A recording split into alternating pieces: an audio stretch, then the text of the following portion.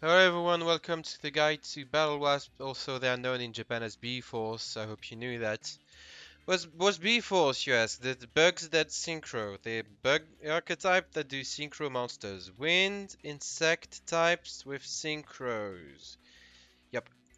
Okay, the B list. First you have Arborist, basically junk synchron for bugs. It can make any synchro monster from level 5 to 7 with the bugs that it revives, except it's not a tuner, so you can't really do that. Also, it floats on destruction. Wow, that's kind of cool. You should play 3 of this guy, because it's basically the best monster that you have.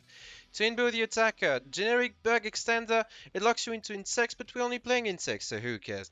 I guess it can attack twice, it's never gonna matter, it's basically just a free special from hand. You play 2 to 3 of this guy.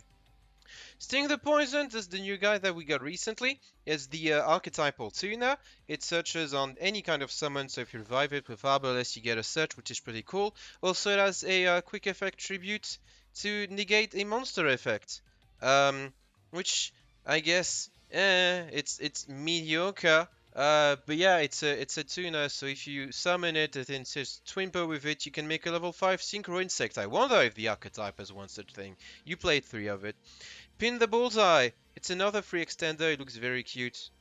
You can use its effect to deal burn damage, which means you can use it to disable Grit, which is very good against Infernoids. Specifically, I think you should play one of this guy, because, well, if you want to make a level 6 Synchro, you can. This one is bad. For all the B synchros, you have Azusa, the Gauss Bow, that's a synchro tuner. It does burn damage, who cares?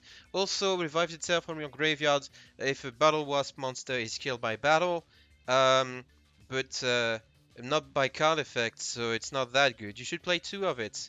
Albert the Charge, very good effect actually, can defeat any monster in battle.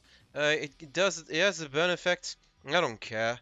I guess it could be relevant sometimes. You should play 1 to 2 of this guy. It's basically a good uh, monster to have.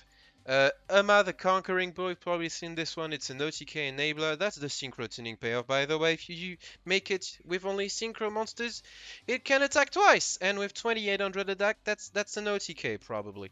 It has an effect when it deals battle damage, and has an effect when it doesn't deal battle damage. They thought of everything with this guy. You should play one of them. Ballista the Armageddon. Biggest guy, I think that's a level 12. I didn't count. It banishes your bugs on summoned, which drains your resources for your GUI, but it gets a lot of attack and it has piercing, so that's basically your game-ending plan if things don't go well. And they're probably not going well if you're playing Battle Wasp, right? It floats into exactly 3 banished insects when it's destroyed. Which means that if one of your zone is taken, you don't have 3 banished insects for some reason, you can't use its effect. You should play one of them though. It has 3000 attack, it quickly gets to big number, it has piercing, it's probably good enough to end games. Spell cards. Revival Swarm is a not once per turn monster reborn, which is pretty good. It also only once per turn though banishes itself to protect, but you have to activate it in the graveyard. It's sort of like Void Seer or Neos Fusion. It's not a good card. You should play 2 to 3 of it. You could brick on it if you play too many, but 2 is fine. Summoning Swarm is basically Soul Charge but bad, and it locks you into insects, but you get to revive a bunch of insects all at once. Up to 3, maybe 4! No, just 3. Um, and yeah, no, I guess this one is decent. You should play one of it. This one is slow and it's bad, and you should not play it. Other insect support, Howling Insect is also slow and bad. Doomdozer banishes your resources from your graveyard that you're gonna need, but it punches really hard, so maybe, probably not. Primitive Butterfly, it's a free body, wow, but you can't really do anything with it. You could make hammer with Sting. Oh wow, that's not interesting. Chainsaw Insect is very funny. I like this card. Insect Imitation is probably not worth it. Tribute Sting to summon Twinbow. Wow. The one case in which it would be interesting is Tribute Twinbow to summon Arbalest and revive the Twinbow, but you can't go into synchros with that, so don't do it. Multiplication Event. Why, you can make a link to? It's not worth it. Wompet. Oh, you can make a link to? It's not worth it. Oh, I guess you could make a level 4 synchro with Sting. It's bad. Lewaya looks kind of good on paper, but then it also like removes resources from your graveyard, and you need stuff in your graveyard. So I don't think you should play it. Link monsters. We have some actually decent insect link monsters. We have two of them, in fact. Picofelina, which basically recycle resources, but it's not that interesting. You probably shouldn't favor this over an actual synchro play.